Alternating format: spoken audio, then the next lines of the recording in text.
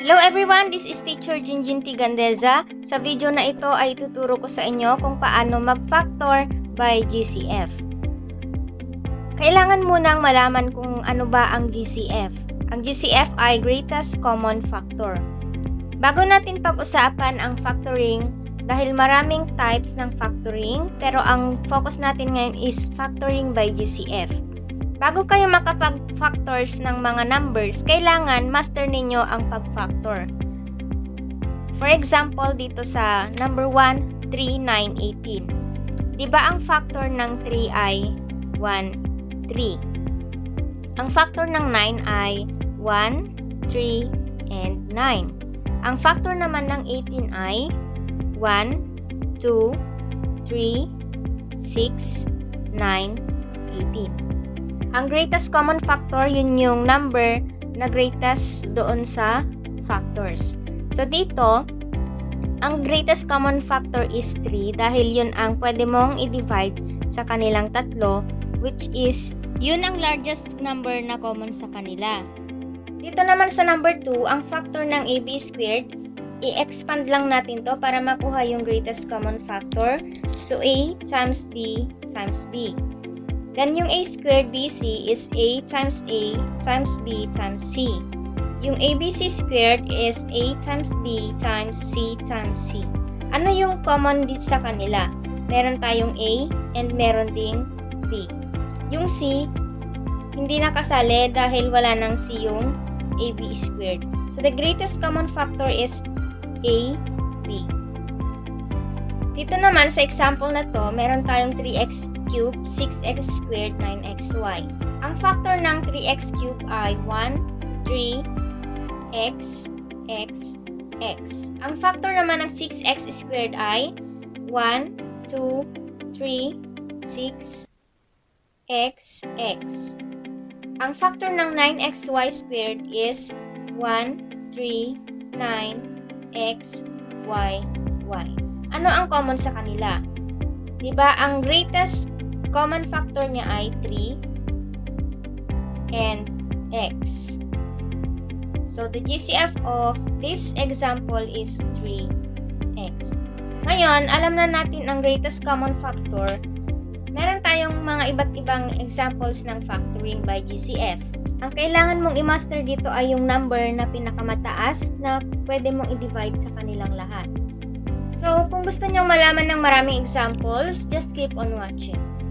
Hello mga anak-shis! Welcome to Math TV PH. Ang channel na ito ay tungkol sa math tutorials, lectures, or discussions na Tagalog at Taglish na dedicated sa lahat ng mga estudyante. Kung interesado ka, please like, subscribe, at i-click mo na rin ang notification bell para ma-notify ka kapag may bago akong upload na video. Hello mga anak-shis! Welcome back again. Meron tayong example dito, number 1, 5a minus 5b. Ano ang GCF ng 5a minus 5b? Ang GCF ng 5a and 5b ay 5. Para makuha mo yung factor niya, yung GCF i-divide mo sa given. So, i-divide natin to ng 5. Then, isulat natin yung 5 dito. Maglagay tayo ng parenthesis. Then, i-divide natin to, 5a divided by 5 is equal to a. Then, negative 5b divided by 5 is equal to negative b. Ngayon, para ma-check mo kung tama yung sagot mo, gamitin mo yung distributive property, 5a minus 5b. So, bumalik lang tayo doon. Another example is this. Ano ang GCF ng x, y, and y? Ang GCF niya ay y. So, yung y, ilalabas natin. Ilalagay natin dyan. Maglagay tayo ng parenthesis. Then, i-divide natin yung y dito sa dalawang terms. So, xy divided by y is equal to x.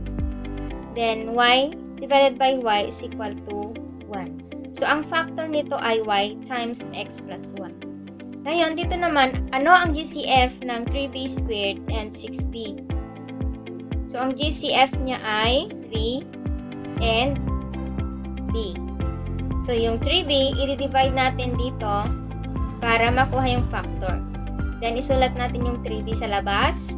Parenthesis, i-divide mo ito, 3b squared divided by 3b is equal to b. minus 6b divided by 3b is equal to, so ito yung factor niya.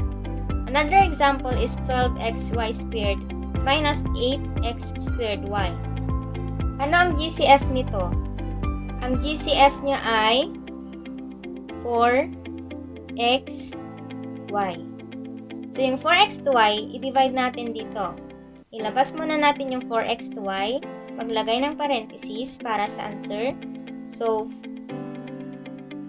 12xy squared divided by 4xy is equal to 3y.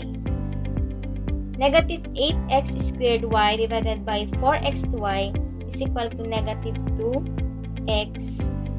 So, ito yung factor ng 12xy squared minus 8x squared y.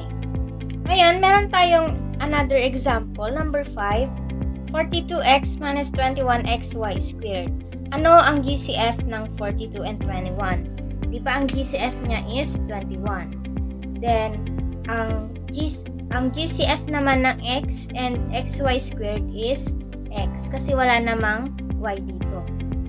Ngayon, para mabilis kayo mag-solve ng common factor, dapat master ninyo yung pagkuha ng greatest common factor.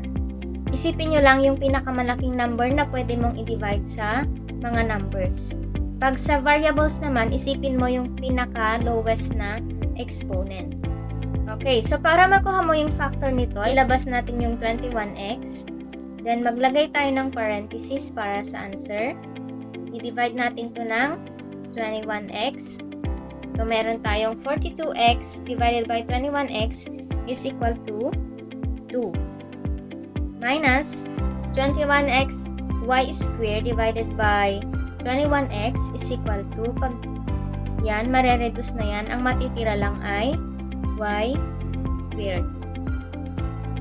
I-review nyo din yung kung paano mag-divide ng terms. Kung nalilito kayo sa pag-divide ng mga terms, i-expand nyo lang ito, tapos cancel ninyo or i-reduce ninyo yung mga variables. Dito naman sa number 6, meron tayong 56r squared t squared minus 16r t squared. Ang GCF nito ay, ano ang GCF ng 56 and 16?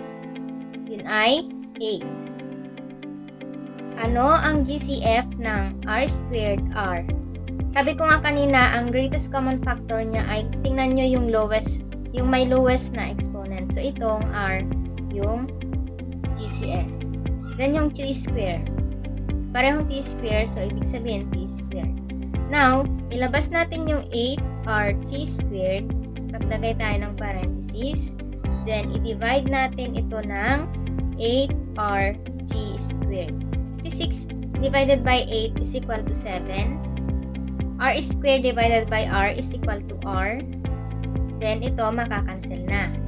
Minus 16 divided by 8 is equal to 2. R divided by r is makakancel na. Then, t squared divided by t squared, makakancel na rin. Ang factor nito ay 8rt squared times 7r minus 2. Another example natin ay 54m raised to 4n plus 36m squared n. Ano ang GCF ng 54 and 36? Mag-isip kayo ng number na pwede nyong i-divide sa 54 and 36. Okay, so yun ay 18. Ang greatest common factor naman ng m raised to 4 and m square, sabi ko kanina, piliin ninyo yung lowest exponent. So, m square. Yun ay kung pareho sila ng variables. Then, n. Ilabas natin yung 18m squared n. I-divide natin ito. 18m squared n. Next, 54 divided by 18 is equal to 3. Then, m raised to 4 divided by m squared is equal to m squared. N divided by n is makakancel na siya. So, wala na. Plus, 36 divided by 18 is equal to positive 2. M squared divided by m squared makakancel. N divided by n makakancel. So, ang factor nito ay ito. a squared b minus 4ab squared plus 4ab. Ano ang GCF nito? Ang GCF niya ay lowest is a, then lowest ng b. Para hindi kayo malito, per term kayo mag-divide. So, AB. A squared divided by A is equal to A. B divided by B is equal to 1. Then, ito naman, i-divide natin ng AB. So, negative 4 divided by 1 is negative 4. Tapos, makakancel. And, ang matitira dito is B. So, 4AB divided by AB is equal to, makakancel na to, ang matitira ay 4 lang. So, ang factor nito ay AB times A minus 4B plus 4. Next, number 9 example, 54A squared BC minus 18AB squared C minus 36ABC. Ano ang greatest common factor ng 54, 18, and 36. Mag-isip kayo ng number na pwede nyong i-divide sa kanilang lahat. Yun ay 18. Then, yung mga variables, ano ang lowest sa A? So, A. Lowest sa B is B. Lowest sa C is C. Yun lang, ganun lang magkuha ng greatest common factor. Then, ilabas natin 18, A, B, C. Parentheses. I-divide natin sa mga terms. 18, A, B, C. 54 divided by 18 is equal to 3. Next, A squared divided by A is equal to A. Then, makakancel. Next naman, negative 18AB squared divided by 18ABC.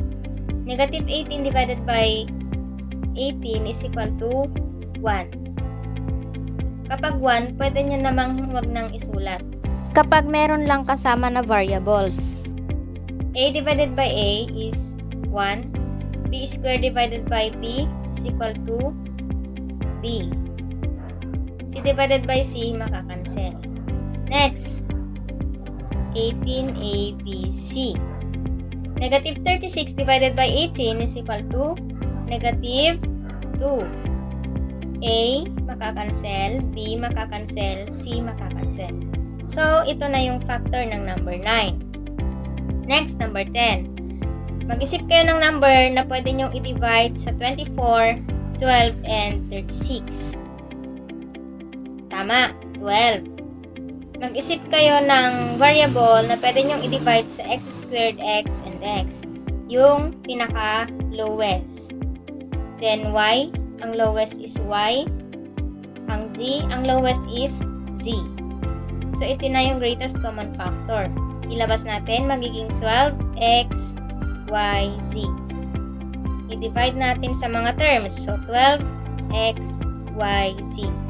24 divided by 12 is equal to 2. X squared divided by x is equal to x. Y makakancel, z makakancel. Next, 12x, y, z. Negative 12 divided by 12 is equal to negative 1. Kahit wag nyo nang isulat. So, x divided by x, cancel. Y squared divided by y is equal to y. Z divided by c, cancel. Next naman, 12x, y, z. Negative 36 divided by 12 is equal to negative 3. X divided by x, cancel. Y divided by y, cancel. Z squared divided by z is z. So, ito na yung factor ng number 10. So, ganun lang kadali mag-factor by GCF. Kung meron kayong mga katanungan or clarifications, just comment down below. At kung nagustuhan ninyo ang video na to, please like, subscribe, at i-share nyo na rin sa mga kaibigan ninyo. Once again, stay home, stay safe, stay healthy, at mag-aral lang mabuti. God bless you all. Goodbye mga anak shis!